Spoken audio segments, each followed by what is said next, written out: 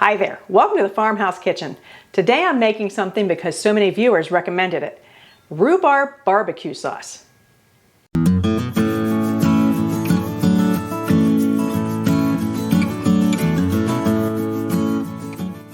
I have some things started already. The first thing I had to do was chop up the rhubarb. And I'm actually going to do a double batch. So I have 8 cups of rhubarb and I had to make my tomato paste. That's one of the ingredients. And I don't have tomato paste on hand, but I make tomato powder. I freeze dry tomatoes and then powder it up. So you can make it as thick or as thin as you want. You can make tomato sauce, tomato powder, tomato juice. So I have those 2 ingredients ready. And I have onions in the pan, just getting ready to start simmering. So I'm going to simmer the onions, then add the garlic, and then start adding other ingredients. I'm really anxious to try this. I love barbecue sauce, but I've never had rhubarb barbecue. No, I never had either. Really? No, I mean, we just finished. I feel like the Bubba Gump of rhubarb because we made rhubarb oatmeal, rhubarb bread, rhubarb sauce, rhubarb posset. But all the viewers said, you got to try rhubarb barbecue sauce. Yeah. So I got to try rhubarb barbecue sauce. I don't know. It'll be interesting. I can't wait to see how it tastes. Yeah. And you know, barbecue sauce here in the States is really a regional thing. It's different everywhere in the country, and I love them all. Mm-hmm. And they can be very different. Yeah. I'd love to have, I've never had barbecue sauce outside the States though. Yeah. I know we have viewers in Asia, Australia, around the world. I'd love to see what they use for barbecue sauce or the equivalent. Yeah. Give us some new ideas. And for those of you that make rhubarb sauce, you can tell me what I might do wrong or what you suggest how to tweak it and make it better for the next time. But I don't know. I'm anxious to see this. But I'm getting the onions soft and then I'll put in the garlic. And the garlic I'm using is garlic I preserved in vinegar. It's been in the refrigerator, completely submerged. So as they say, you're in research, but they say as long as it's under the vinegar and the vinegar is clear, there's no cloudiness, no mold or anything, it should be good. And since it's been stored in vinegar, it has a little vinegar taste to it, which is fine for barbecue sauce because I'm actually putting vinegar in here. And it was white vinegar it was stored in. They say white is the best to do that. I remember you saying not to keep it in oil in the refrigerator. Well, garlic is so low acid in oil, you can get botulism in there real quick. Yeah. But the vinegar is so acidic, it acts as a preservative. Does it have to be the right kind of vinegar? I'd say, they said either one, but they say the white vinegar is better. I don't know, I use white vinegar, so I guess that's good. So the onion is just about soft. I'm going to stir in the garlic and just simmer it for a minute or 2. And then start adding all the real fun stuff.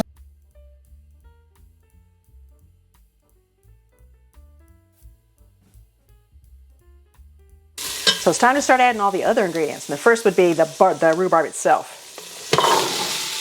Rhubarb, and it's water and vinegar, apple cider vinegar, brown sugar.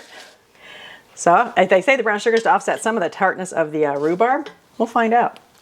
And the tomato paste that I reconstituted. It's that sweet and tangy taste. Yes, together. Which I don't really understand how they can be together, but it works. It's amazing.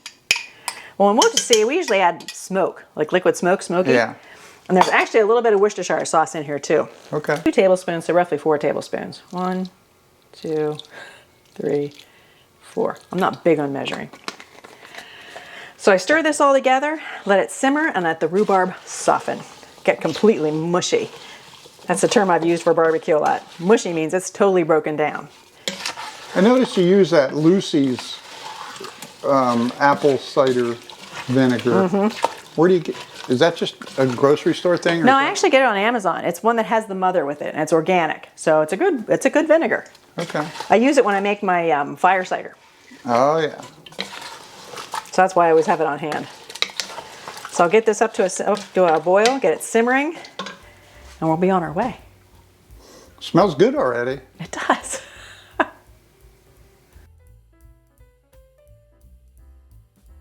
Okay, I read the recipe again. I don't actually have to wait until it's totally mushy to add the spices.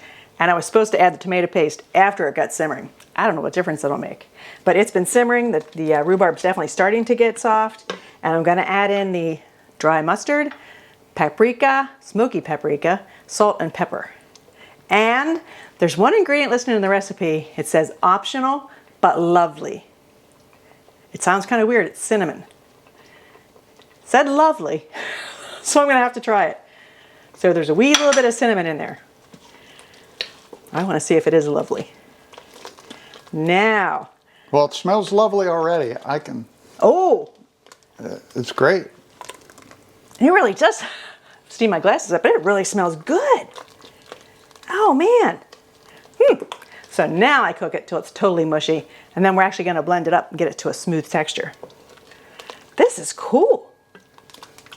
I wonder if there's any advantage to letting it sit for a certain amount of time, or is it as good from day one as like 2 weeks or 30 days? You know, do the flavors mature? I don't know. I don't know. Anybody out there know if it's going to be better in 2 weeks? And I'm probably not going to can it just because it's not making that much. I'll probably freeze it with the extra we don't use right now. So, I don't know. We'll find out, I guess. All I know is that in a lot of parts of the country, they take their barbecue sauce very seriously. Yes, yes they do, especially down south. Yeah. Yeah. I wonder if they make rhubarb barbecue sauce. Anybody down south? Do you have rhubarb barbecue sauce? I think rhubarb is mostly grown in the northern part of the country. I'm not sure about that. I don't know. I don't know. Yeah. I know it grows really well here. Yeah. And I probably have maybe 2 more weeks I'll pick again, but it's coming to an end. You can tell it starts slowing down. It's been hot lately, so it doesn't produce as much. So I'll probably harvest one more time and I might make some kind of jam or just make more rhubarb sauce. Not sure what I'll make. I have to think about it. So what are we going to put the rhubarb on to try it? That's a good question. We don't have any kind of meat right now. What do you think? Should we try beef, pork, chicken? Either beef or pork. Do you want to go get a pork loin? Sure. Try it on pork loin? I think it'd be good on anything. But man, I just want to keep smelling it. Okay, we'll be back when it's totally mushy.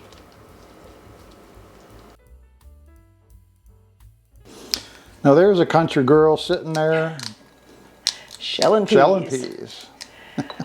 Fresh peas. If you've never had fresh peas right out of the garden, they're so good. I mean, they're so sweet, so tender.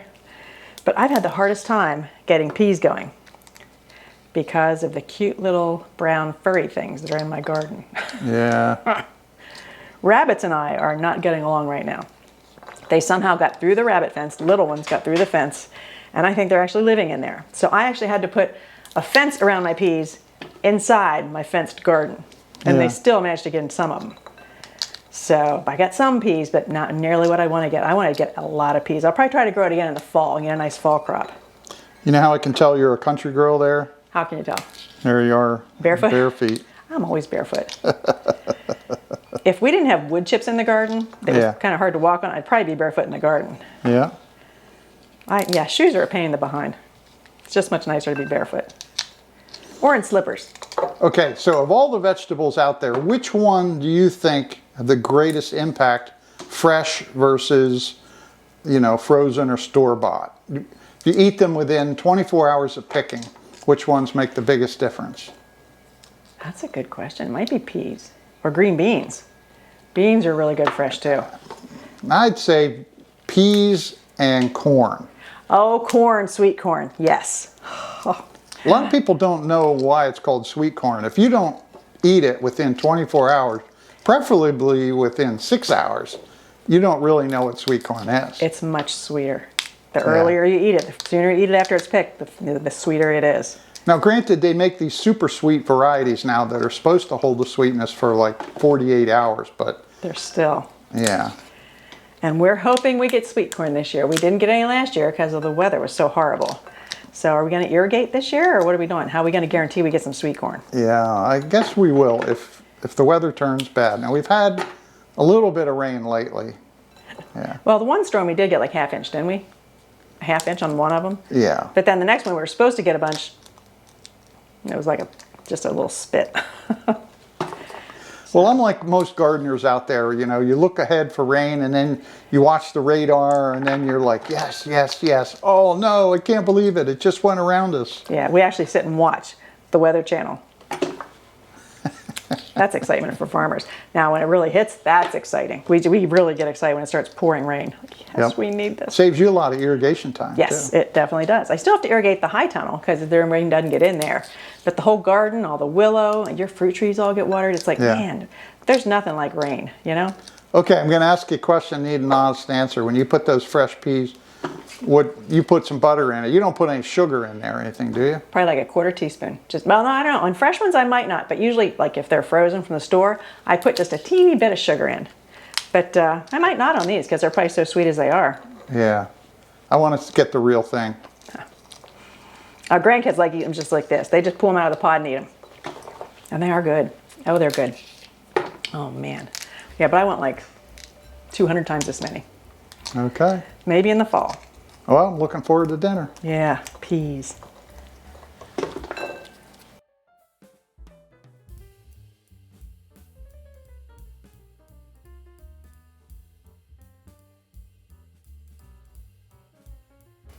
The rhubarb is completely mushy and soft, so now I'm going to start pureeing it. Can't say it's a real appetizing color, but it smells heavenly. So did you pick that rhubarb today?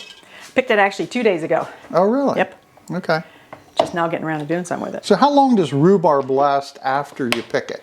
Oh, it can last for a while. The ends will get dried out. I keep it in bags, sealed in bags. I think I've probably kept it sometimes 2 weeks. Really? Yeah, now if the ends will start drying out, I'll usually cut the ends off. And if you find any that's mushy, you get rid of it. But Does it lose its moisture or what? if I have it in a sealed bag, it shouldn't. Okay. I don't know. And they're in a bag in the fridge. So All right, so we're the middle of June. You about done with it for the season? maybe pick one more time. I'm going to see. The stalks are thin, so I don't want to pick them. I'm going to see if they thicken up again, some thick ones. I'll pick them one more time because the plants are big. They're healthy rhubarb. But if they don't get thick stems, thick stalks, I probably won't pick anymore. Okay. So I'll see what it does. Okay, time to puree this. Now that's Interesting hot, so barbecue you're sauce. being careful, right? Yeah, I usually take the thing out and just let a little bit of steam out when I do it, and I start slow.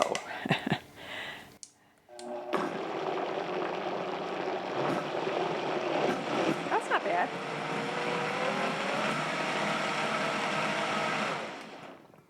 And you probably could leave chunks in if you wanted.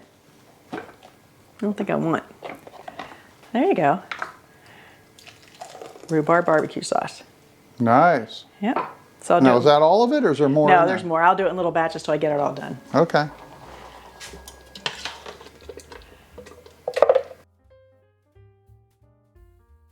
So this is going to be an informal taste test. The real one would be when we have it on meat, but we just have to see what it's like. Okay, you know? so neither of us have had this Ever. now. It looks more like applesauce than barbecue sauce. Here goes nothing.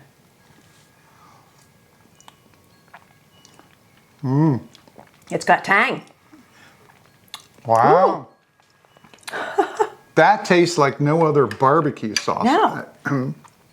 I'm getting choked up.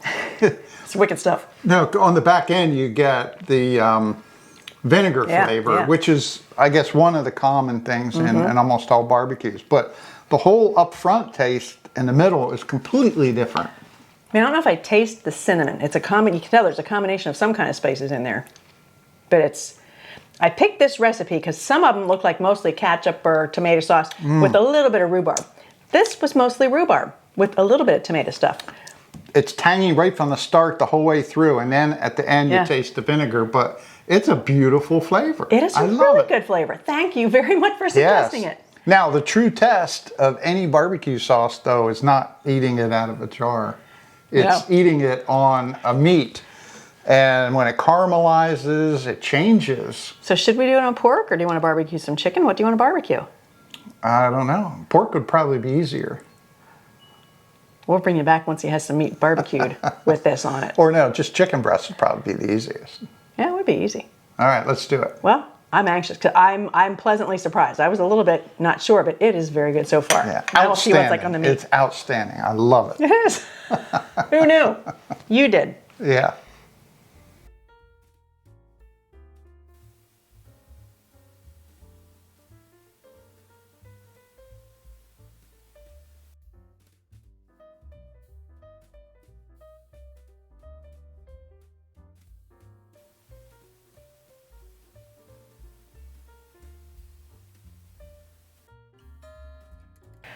Well, he wound up choosing wings, so this could be a messy taste test.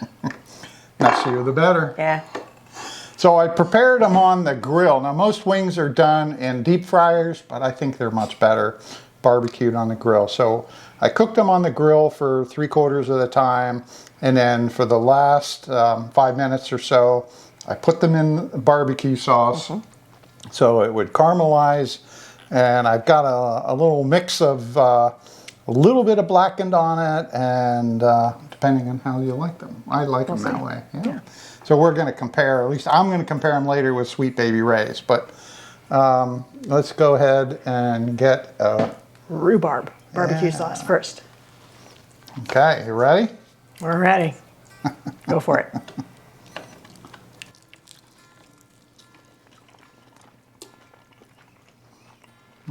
That's good.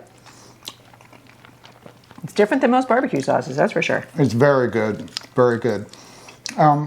Cooking it though reduces the tang. It does reduce the tang. Yeah, it's not as tangy.